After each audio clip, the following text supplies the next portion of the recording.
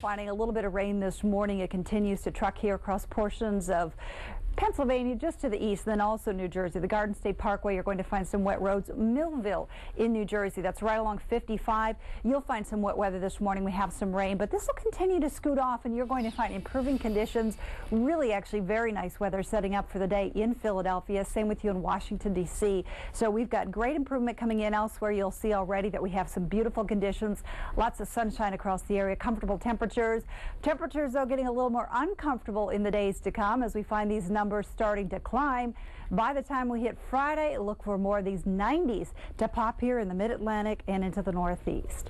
Now let's take you to the south, where already those temperatures are hot enough.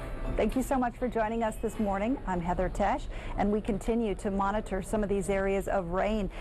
Thank you, Nicole, and you're showing us where some of the storms are today for travelers. But what about in the day? Marshals say folks traveling on 29. We've had some rainy conditions as well as some storms working through Grand Forks to Fargo. Then traveling from Fargo into Minnesota on 94, for example, we've also seen some wet conditions this morning.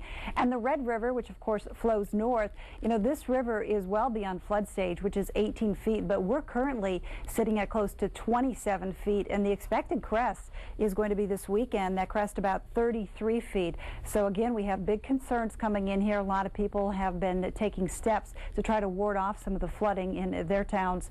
We also are finding more rain continuing to press here across Iowa, and you're going to find too in Pocahontas County we actually have a severe thunderstorm warning that is in effect. We've been seeing here areas of quarter-size hail. You can see some of the heavier storms that are working in this direction. Again, you'll start to see this activity die down this morning, but then you'll find more of this gearing up this afternoon. So this is again an area that we'll continue to monitor.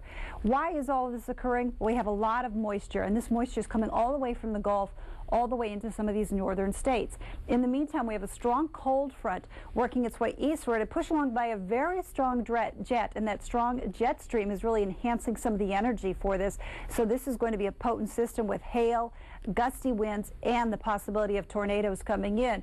Where are we following this today? We continue to see it here. Bismarck into Rapid City, shifting a little bit more to the east tomorrow. So we'll be watching areas like Fargo, Sioux Falls, stretching down toward Topeka, and we're going to see some of that into Dodge City, Kansas, all the way toward Amarillo with some of these concerns of some of the stronger storms.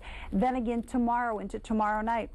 Watch some of these areas like Chippewa Falls, Duluth, Minnesota, stretching into Waterloo, Iowa, continuing to stretch down toward Kansas City and working into Oklahoma. You'll find, too, that tomorrow night it shifts over into St. Louis, and we'll find some of this action into Chicago, too.